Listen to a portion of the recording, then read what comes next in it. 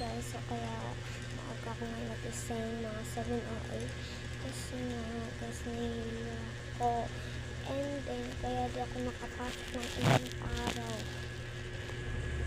Nahihilo talaga ako din, kaya sinasasabi ko lang kung napapanood ito mga classmate, opo, nagkasakit po ako kaya hindi ako nakapasok ng 2 araw, pero for sure naman po mamaya siguro papasok po ako kasi nga nagkasakit ako ng 2 araw, pero ngayon medyo nahihilo lang ako, masakit to, parang ito nga pang kaso ganun, pero I don't know. Ininom ako ng Biogesic kahapon, tignan niyo, kalahati lang ininom ko kasi hindi ko kayang lunukin. Hindi ko kayang lunukin ng buong gamot, ganyan. Sabihin niyo na naman, tatahimik na lang muna ako. Jacket tayo, anak, tara.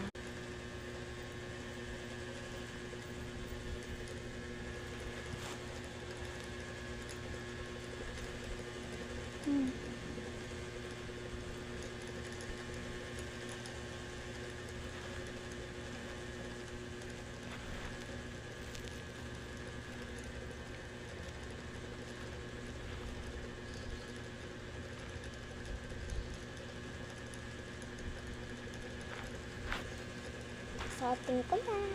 Okay na, nasuot ko na yung jacket. Ay, jacket pala ito ng ate ko. Try ko nga mag-filter. Sabihin niya ito palagi kong filter. Pero kunin ko itong filter na ito eh. Alam mo.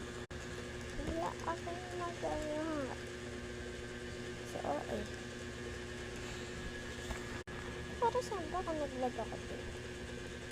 So, this is my kapatid, and gising na siya. Ito palang hindi pa gising. This one si Daddy, ang love ng kanila. And this one si ate, napakalabo na kayo. Isa ko pang ate. Ba't pagka nakaharap sila papa or sila ate,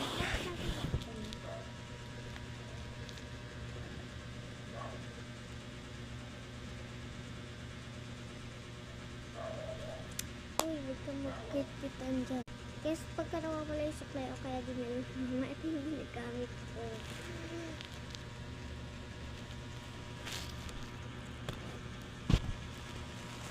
Ay ka! Ito kasi yung pinagpapatuloy. Yung una na, kasi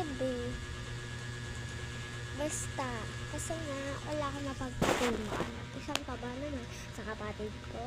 Hindi, huwag ka magalit. Ayun lang, bye.